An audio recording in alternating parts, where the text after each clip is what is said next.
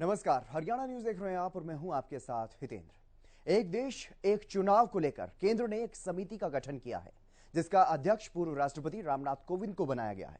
इसके साथ ही देश में वन नेशन वन इलेक्शन को लेकर के बहस तेज हो गई है। सियासी गलियारों का पारा चढ़ना शुरू हो गया है।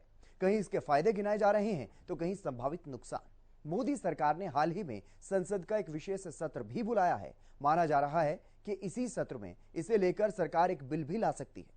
आज के हमारे इस खास कार्यक्रम वन नेशन वन इलेक्शन में हम इसी मुद्दे पर बात करेंगे।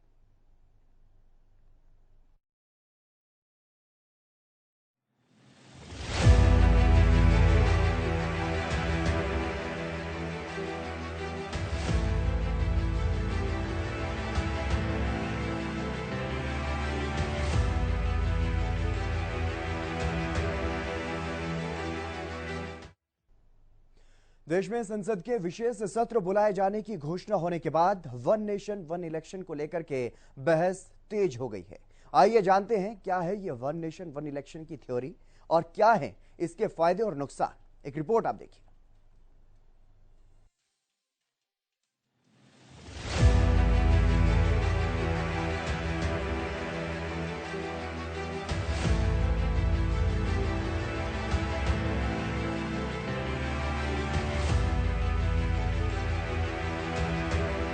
मैं मानता हूं जी कि जितने बड़े बड़े नेता हैं व्यक्तिगत जब भी मिला हूं सबने कहा यार ये बीमारी से तो मुक्त होना चाहिए। एक बार 5 साल में एक बार चुनाव आए, महीना 2 महीना चुनाव का उत्सव चले, फिर सब काम में लगे। ये बात सबने बताई। हमारे देश में पहले एक देश एक चुनाव होता था, ये बाद में गड़बड़ होने के बाद डिरेल हुआ।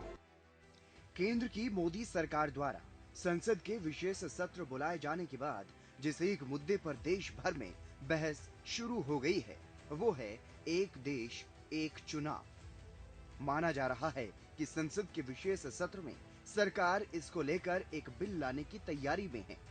वहीं इसे लेकर अटकलों को बल तब मिला जब केंद्र ने इसे लेकर एक कमेटी का गठन भी कर दिया।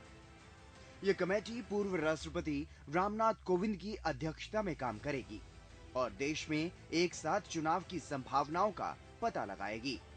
वर्तमान में लोकसभा और राज्य विधानसभा के चुनाव सरकार 5 साल का कार्यकाल पूरा होने या फिर विभिन्न कारणों से विधायिका के भंग हो जाने पर अलग अलग करवाए जाते हैं।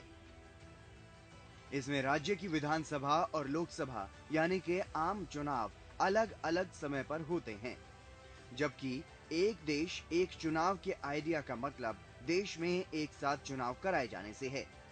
इसका मतलब ये है कि पूरे भारत में लोकसभा चुनाव और सभी राज्यों में विधानसभा चुनाव एक साथ करवाए जाने की तैयारी की जा रही है। दोनों चुनावों के लिए संभवतः वोटिंग भी साथ में या फिर आसपास ही होगी।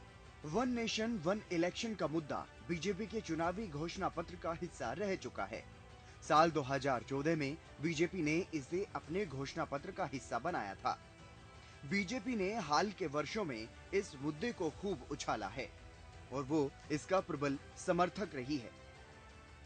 पार्टी का दावा है कि वन नेशन वन इलेक्शन पद्धति लागू होने पर जहां चुनावी खर्चों में कटौती होगी, वहीं इससे राज्यों में सरकारों की स्थिरता सुनिश्चित होगी। वन नेशन वन इलेक्शन सिर्फ एक चर्चा का विषय नहीं है, बल्कि ये भारत की जरूरत है। हर कुछ महीने में भारत में कहीं न कहीं बड़े चुनाव हो रहे होते हैं। इससे विकास के कार्यों पर जो प्रभाव पड़ता है उसे आप सब भली भांति जानते हैं। ऐसे में वन नेशन वन इलेक्शन पर गहन अध्ययन और मंथन आवश्यक है। साल 2014 में बीजेपी ने अपने घोषणा पत्र में लिखा था कि वो अन्य दलों के साथ परामर्श के माध्यम से विधानसभा और लोकसभा चुनाव एक साथ कराने की पद्धति विकसित करने की कोशिश करेगी। हालांकि उसके बाद समय समय पर पार्टी ने इस पर बहस शुरू करने की कोशिश की, लेकिन कोई सार्थक परिणाम निकल कर नहीं आया। अब संसद के विशेष सत्र के ठीक पहले इस मुद्दे ने एक बार फिर से जोर पकड़ लिया है और देश भर में इस पर बहस छिड़ चुकी है। एक तरफ जहां वन नेशन वन इलेक्शन को लेकर देश में बहस तेज हो गई है, तो वहीं दूसरी तरफ इस मुद्दे पर विधि आयोग का कहना है कि पिछले कुछ सालों से देखा गया है कि हर साल कहीं ना कहीं चुनाव होते रहते हैं। चुनाव के चलते इन राज्यों में आचार संहिता लागू कर दी जाती है, जिससे उस दौरान लोक कल्याण की नई योजनाओं पर प्रतिबंध लग जाता है। एक साथ चुनाव होने से केंद्र और राज्य की नीतियों और कार्यक्रमों में निरंतरता सुनिश्चित होगी। विधि आयोग ने यह कहा है कि एक साथ चुनाव कराने से मतदान में वृद्धि होगी, क्योंकि वोटर्स के लिए एक बार में वोट देने के लिए निकलना ज्यादा सुविधाजनक होगा। वहीं दूसरी तरफ वन नेशन वन इलेक्शन से होने वाले फायदे और नुकसान पर भी चर्चा तेज हो गई है। इसमें सबसे बड़ा तर्क दिया जा रहा है खर्चे में कटौती का। अगर राज्यों की विधानसभा और लोकसभा के चुनाव एक साथ होते हैं, तो चुनाव में खर्चे में बहुत बड़ी गिरावट आएगी। बता दें कि साल 2019 लोकसभा चुनाव में 60,000 करोड़ रुपए खर्च हुए थे। वहीं चुनाव में बार बार सरकारी कर्मचारियों की ड्यूटी लगने से जो काम प्रभावित होता है, वो भी नहीं होगा। आइए समझते हैं कि वन नेशन वन इलेक्शन से होने वाले फायदे और नुकसान क्या क्या हैं। वन नेशन वन इलेक्शन के लाभ: चुनाव के भारी भरकम खर्चे में कटौती, प्रशासनिक व्यवस्था सुचारू होगी, चुनाव ड्यूटी में लगे कर्मचारियों को सुविधा। वहीं इस पद्धति को लेकर क्षेत्रीय दलों के साथ कई दलों को बड़ा डर यह है कि वो अपने स्थानीय मुद्दों को मजबूती से नहीं उठा पाएंगे, क्योंकि राष्ट्रीय मुद्दे केंद्र में आ जाएंगे। इसके अलावा वे चुनावी खर्च और चुनावी रणनीति के मामले में भी राष्ट्रीय पार्टियों से मुकाबला नहीं कर पाएंगे। इसे भी समझते हैं। वन नेशन वन इलेक्शन से नुकसान: क्षेत्रीय मुद्दों के गौण होने का डर, चुनावी खर्च में राष्ट्रीय पार्टियों के मुकाबले क्षेत्रीय दलों का कमजोर पड़ना, चुनावी रणनीति में क्षेत्रीय दलों के कमतर होने का डर।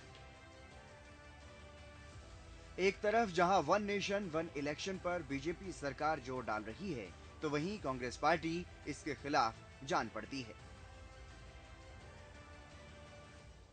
वन नेशन वन इलेक्शन ये आज की आवश्यकता है, और ये इसलिए भी महत्वपूर्ण है क्योंकि मैं उत्तर प्रदेश जैसे राज्य की दृष्टि से भी देखता हूं, बार बार इलेक्शन विकास के कार्यों में बाधा पैदा करती है, क्योंकि इलेक्शन की एक प्रक्रिया को कम से कम 1.5 महीने का समय लगता है, और 1.5 महीने का यह कार्यकाल विकास की सभी प्रक्रिया को या नए नीतिगत निर्णय लेने में, विकास की प्रक्रिया को तेजी से आगे बढ़ाने में कहीं न कहीं बाधक हो जाती है। इसके लिए आवश्यक है कि लोकसभा, विधानसभा और अन्य सभी प्रकार के इलेक्शन को एक साथ हम आयोजित करें। इसके लिए संविधान में संशोधन की आवश्यकता है, राज्यों की स्वीकृति है। ये हमारे संविधान में इसका जो संशोधन करना है, ये केवल लोकसभा राज्यसभा की बात नहीं है, ये केवल संविधान में संशोधन राज्यसभा और लोकसभा में हो जाए उससे संभव नहीं, राज्यों को भी स्वीकृति देनी पड़ेगी। पर जो राज्य बीजेपी के हैं वो वहां अपनी विधानसभा बंद कर सकते हैं, जैसे कि हरियाणा हो गया, महाराष्ट्र हो गया, ये हमारी योगी सरकार है। तो एक लाइन का आपको कैबिनेट में प्रस्ताव पास करना है कि विधानसभा बंद हो जाए। आप ये तय करेंगे कि लोकसभा ये छत्तीसगढ़, मध्य प्रदेश, राजस्थान के साथ साथ लोकसभा चुनाव कराना चाहते हैं और कौन कौन से और दूसरे राज्य कराना चाहते हैं, पर पूरे प्रदेश में आप किसी विधानसभा का पीरियड काट दीजिए और राज्य आप पहले काट दो, ऐसे तो ना हो जाए। लोकसभा और राज्यसभा चुनाव एक साथ कराए जाने के लिए संवैधानिक संशोधन करना पड़ेगा। साथ ही जनप्रतिनिधित्व अधिनियम और अन्य संसदीय प्रक्रियाओं में भी संशोधन करना होगा। आइए जानते हैं इसके लिए क्या बदलाव करने पड़ेंगे। One nation one election bill लाने के लिए क्या करना होगा? 16 राज्यों की विधानसभाओं में प्रस्ताव पास कराना होगा। बिल जनप्रतिनिधित्व अधिनियम 1951 में बदलाव करना होगा। संविधान के अनुच्छेद 83, 85, 172, 174 और 356 में संशोधन करना होगा। संसद के विशेष सत्र की घोषणा के साथ ही भले ही वन नेशन वन इलेक्शन पर बहस तेज हो गई हो, लेकिन देखना होगा कि देश में इसे कब तक लागू किया जा सकता है। विपक्षी पार्टियों का इसके खिलाफ होना इसकी राह में सबसे बड़ा रोड़ा है। Bureau report, Haryana news. देश में जब से वन नेशन वन इलेक्शन पर बहस तेज हुई है, इसके नफे और नुकसान को लेकर के एक डिबेट शुरू हो गई है। लोग इसके पक्ष और विपक्ष में तर्क दे रहे हैं। कुछ इसके समर्थन में हैं तो वहीं कुछ इसके खिलाफ हैं।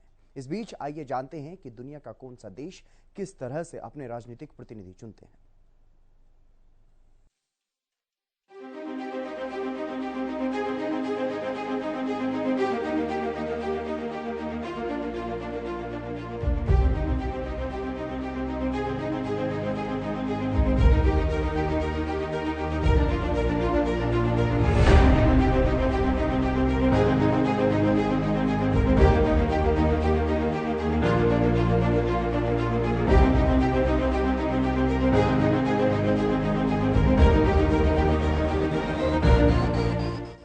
जहां दुनिया का सबसे बड़ा लोकतंत्र है, इसमें अप्रत्यक्ष लोकतंत्र की व्यवस्था की गई है।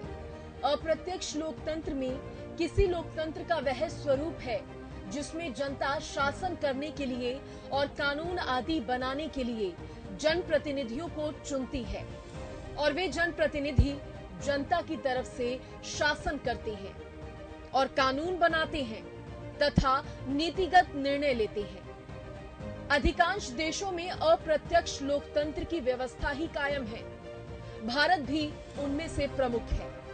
वहीं प्रत्यक्ष लोकतंत्र में जनता सीधे नीतिगत निर्णय से जुड़ी होती है और महत्वपूर्ण फैसलों पर जनमत संग्रह कराया जाता है। स्विट्जरलैंड एक लोकतंत्र है जहां आज भी प्रत्यक्ष लोकतंत्र देखने को मिल सकता है। अब आइए नजर डालते हैं दुनिया के कुछ प्रमुख देश कैसे अपने जनप्रतिनिधि चुनते हैं। सबसे पहले बात अगर अमेरिका की करें तो अमेरिका में दो पार्टी का सिस्टम है। पहली रिपब्लिकन और दूसरी डेमोक्रेट्स। दोनों पार्टियों को अपनी अपनी तरफ से किसी एक व्यक्ति को राष्ट्रपति पद का उम्मीदवार बनाना होता है, लेकिन कोई उम्मीदवार कैसे बनेगा इसका चयन भी जनता या पार्टी के समर्थक करते हैं।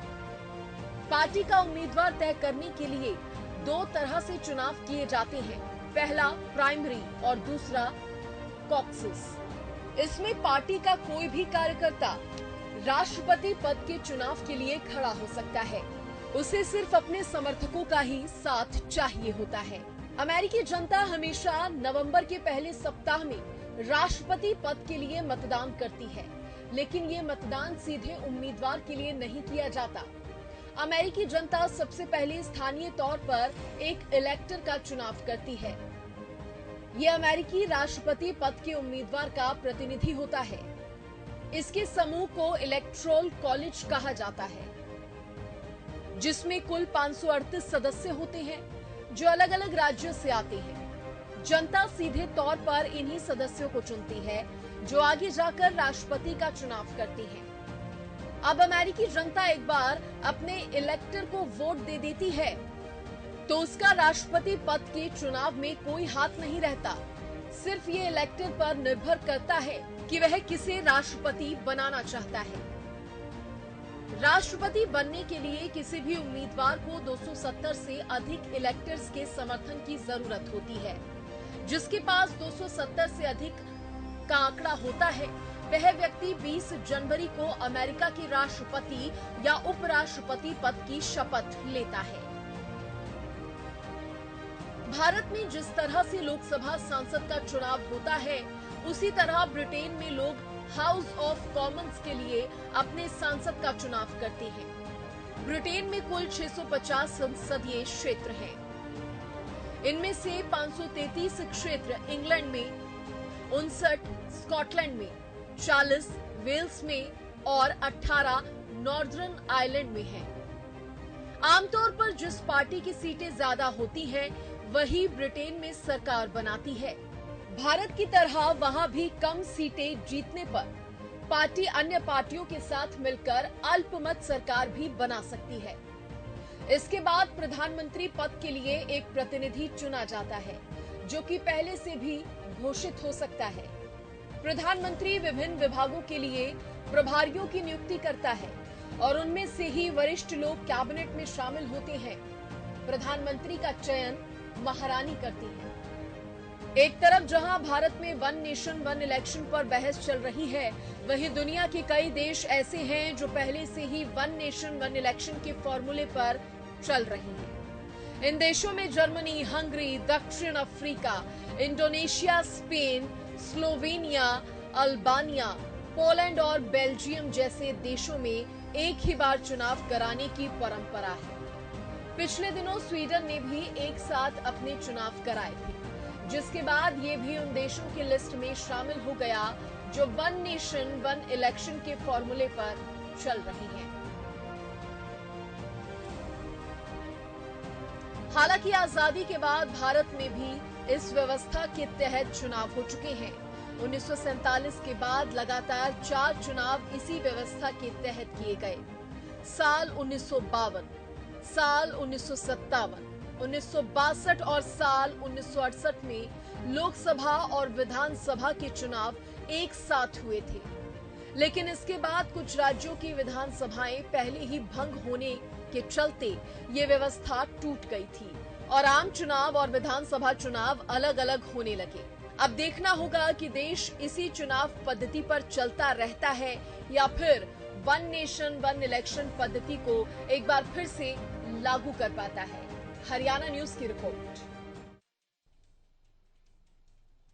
वन नेशन वन इलेक्शन पर केंद्र के द्वारा कमेटी बनाए जाने के बाद एक तरफ जहां देश भर में इस पर बहस तेज हो गई है, तो वहीं इसकी चर्चा ने हरियाणा के सियासी गलियारों का पारा भी बढ़ा दिया है। सीएम मनोहर लाल और डिप्टी सीएम दुष्यंत चौटाला और बीजेपी के प्रदेश अध्यक्ष ओपी धनखड़ ने इस पहल का स्वागत किया है। एक रिपोर्ट आप देखिए।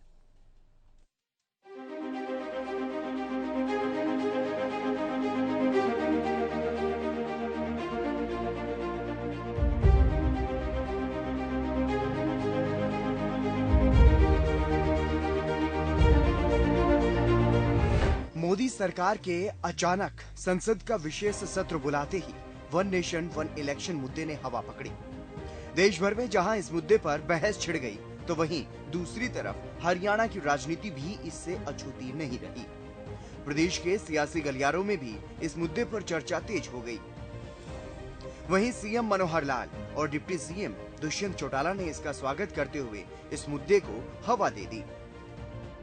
वर्षों पुराना प्रधानमंत्री श्री नरेंद्र मोदी जी का सपना, मुझे लगता है कि बहुत सार्थक ये बात उन्होंने कही कि वन नेशन वन इलेक्शन, और इस वन नेशन वन इलेक्शन की बात को आगे बढ़ा रहे हैं। इसके लिए हमारे देश के चुनाव आयोग ने भी सुझाव दिए, इसके लिए देश के लॉ कमीशन ने भी सुझाव दिए, और अब मुझे प्रसन्नता है कि भारतीय जनता पार्टी ने भी एक स्वागत योग्य कदम उठाया है कि देश के पूर्व राष्ट्रपति माननीय श्री रामनाथ कोविंद जी के नेतृत्व में एक कमेटी बनाई है, और वो कमेटी इस सब विषय को विचार करने के बाद अपनी रिपोर्ट देगी कि वन नेशन वन इलेक्शन, इसके जितने भी लाभ हैं वो सब सामने आएंगे। मैं मानता हूं कि बार बार इलेक्शन जब अलग अलग समय पर होते हैं तो इससे देश के एक्सचेकर पर भी बोझ पड़ता है, चुनाव मशीनरी को भी बार बार चुनाव कराने पड़ते हैं, आम आदमी भी इससे परेशान होता है। तो इसलिए देश के अंदर एक समय में सब चुनाव हो तो इसका लाभ बहुत से तरीकों से होगा। जैसे हमको ध्यान में है कि आजादी के बाद देश के अंदर एक परंपरा चलती थी कि एक देश एक चुनाव बहुत समय तक चलता रहा, लेकिन कुछ परिस्थितियां ऐसी बनी होंगी कि जिसमें से ये परंपरा टूटी है। इसको पुनः शुरू करने के लिए अगर इस प्रकार का कदम आगे उठाकर इसको सार्थक परिणाम निकलते हैं तो इससे विकास के काम में तेजी आएगी, समय बचेगा, साधन बचेगा, चुनाव की मशीनरी में भी एक ही समय काम करने का यानी अवसर मिलेगा, और इससे जनता की भागीदारी भी बढ़ेगी।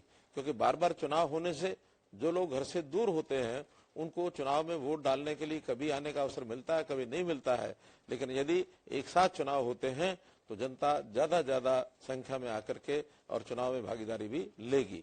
मैं पुनः भारतीय जनता पार्टी का इस कमेटी के गठन में जो पहल की है इसका स्वागत करता हूं। बहुत पहले से माननीय प्रधानमंत्री जी का और बहुत लोगों का इस पर विचार है, क्योंकि हर समय कहीं ना कहीं चुनाव में लगे रहते हैं, तो उस नाते से उसमें देश के विकास के कामों के लिए अधिक समय मिलेगा। इस पर जो विचार शुरू है, मुझे लगता है कि इस तरह का विचार पर मंथन होकर सहमति के साथ आगे बढ़ते हैं तो निश्चित रूप से मुझे देश के लिए ये एक ज़्यादा समय सरकारें और राजनीतिक पार्टियों से जुड़े हुए रिप्रेजेंटेटिव, प्रतिनिधि, सांसद, विधायक और अधिक अपने हलकों में, इलाकों में अच्छी सेवा दे सकते हैं। एक राष्ट्र एक चुनाव को लेकर के क्या कहेंगे? अच्छी बात है, शुरुआत हुई है, हम तो इसके पक्षधर हैं और आगे भी मैं चाहता हूँ इस पे अच्छी तरीके से डिबेट, डिस्कशन हो, निष्कर्ष हो। हरियाणा में बीजेपी ही नहीं, आमजन भी इस बदलाव के पक्ष में नजर आ रहे हैं। ज्यादातर लोग इस बदलाव के पक्ष में हैं। उनका कहना है कि अगर लोकसभा और विधानसभा के चुनाव एक साथ होते हैं तो इससे न सिर्फ पैसों की बर्बादी बचेगी, बल्कि सरकारी कर्मचारियों की इलेक्शन ड्यूटी लगने के कारण जो काम का नुकसान होता है वो भी नहीं होगा। इससे सभी को फायदा है। तो सोच बहुत अच्छी है।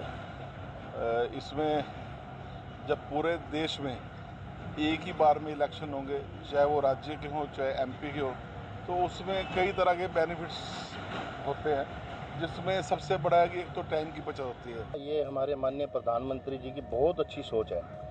उन्होंने जितने भी फैसले लिए हैं वो ऐतिहासिक रहे हैं।